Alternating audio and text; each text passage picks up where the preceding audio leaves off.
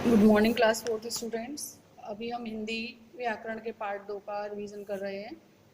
वर्ण विचार जितना भी अब आपको अभ्यास कार्य करवाया जा रहा है वो आपको सब कॉपी में लिख कर देखना है, क्योंकि आपके टेस्ट में ये परीक्षा में आएगा। रिक्त स्थान भरिए। भाषा की सबसे छोटी ध्वनि को वर्ण कहते हैं। आपको पूरी वाक्य याद करना है। मैं जब भी आपको याद कराती हूँ तभी आपको मैं ये बताती हूँ कि आपको पूरा वाक्य याद करना है।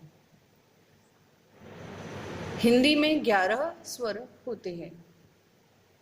हिंदी में 33 व्यंजन होते हैं।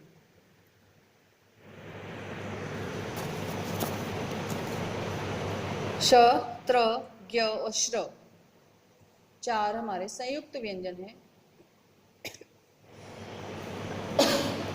2 व्यंजन से मिलकर बने हैं, इसलिए इनको हम संयुक्त व्यंजन कहते हैं। अब है आपका सही गलत। सही कथन पर सही और गलत कथन पर गलत का निशान बनाना है आपको।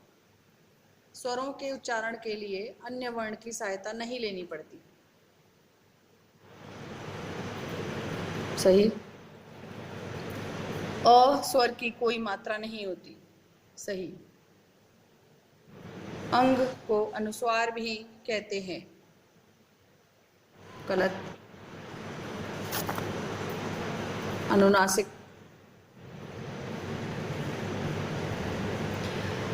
सभी व्यंजनों के साथ अ की ध्वनि होती है। सही।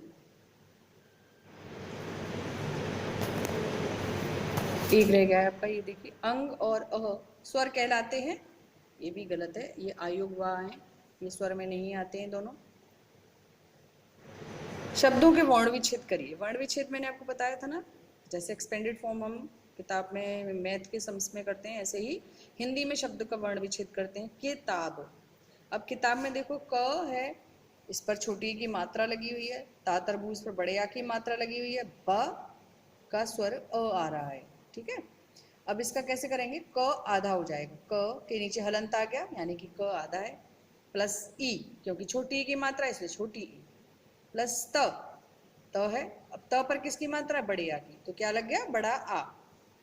फिर ब जो है हमारा हलंत बनेगा उसके नीचे, प्लस अ, क्योंकि हर वर्ण के पीछे जो ध्वनि आती है वो आती है अ। तो सारे जितने भी वर्ण आप बनाएंगे, जब इसका वर्ण विच्छेद करेंगे, तो यदि कोई मात्रा नहीं लगी हुई है किसी वर्ण के पीछे, तो उस वर्ण की ध्वनि लगाएंगे हम अ। अब देखिए दूसरा है हमारा भालू। भालू को कैसे हमें वर्ण विच्छेद करना है? भ,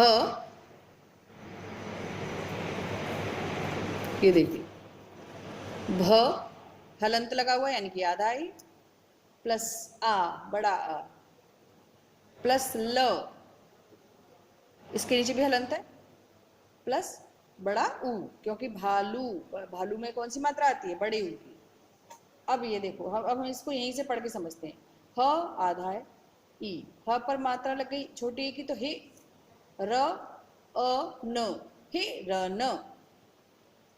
ये कौन सा शब्द है? देखिए म आधा है अ, म ता, म म ता।